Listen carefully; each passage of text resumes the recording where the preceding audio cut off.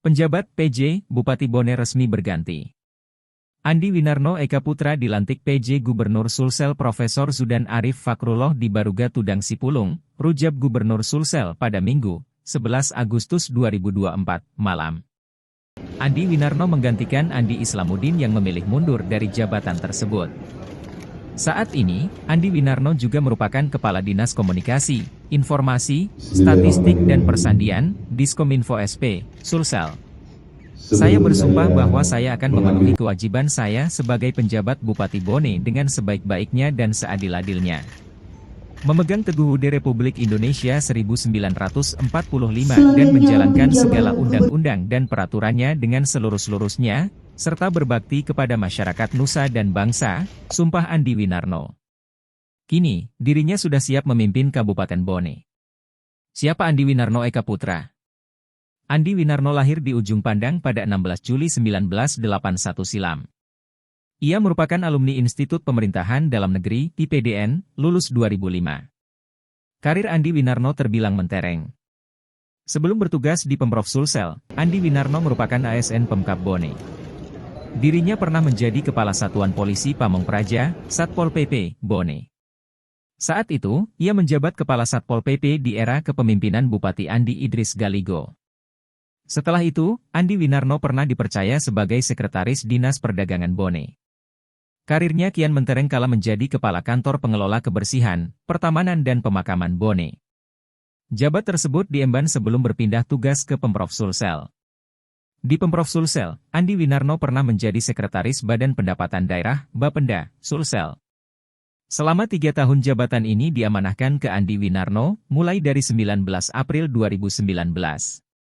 Kemudian pada 16 Maret 2022, Andi Winarno lolos lelang terbuka jabatan tinggi Pratama. Andi Winarno dipercaya sebagai Kepala Biro Administrasi Pimpinan, Adpim.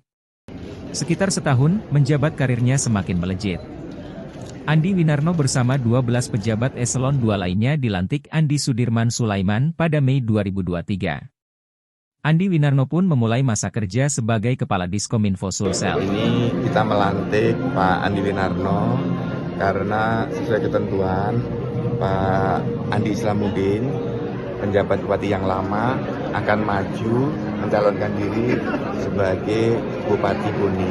Maka harus mengundurkan diri dari penjabat. Nah, kedudukan sebagai ASN-nya masih tetap sampai dengan nanti ditetapkan sebagai calon. Nah, itu bulan September akhir 2024. Nah, ini ketentuannya seperti itu. Nah, saya berharap Pak Andi Islamuddin kembali ke Sekda, Pak Andi Winarno sebagai PJ ini berdua kompak untuk membangun Bone. Karena bulan-bulan ini bulan yang sangat penting untuk perubahan APBD dan APBD pokok 2025. Nah, maka Sekda dan PJ Bupati harus kompak untuk melanjutkan pembangunan. Itu esensinya seperti itu. Pak, ini kan Bone sendiri kan kita tahu bahwa areanya cukup luas ya, dan salah satu yang akan melaksanakan pilkada. Ada pesan khusus terkait mungkin netralitas ASN nanti? Kalau netralitas itu udah jiwanya ASN. Jadi saya hampir nggak pernah berpesan pada ASN untuk netral.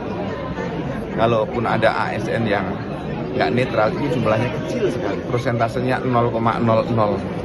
ASN kita kan 4,4 juta. Kasusnya sangat sedikit, maka itu sangat minor di Sulawesi Selatan. Yang justru penting adalah mendorong pelayanan publik lebih cepat. Yang tadi saya sampaikan, dengan menggunakan digital signature, tanda tangan elektronik. Kemudian, apa yang sangat penting? Berikan hak pegawai tepat waktu. Kalau sudah dengan tanda tangan elektronik, gaji bisa tanggal 1, TPP bisa tanggal 5. Kalau ada kekurangan anggaran, dicari solusi. Download Tribun X sekarang, menghadirkan lokal menjadi Indonesia.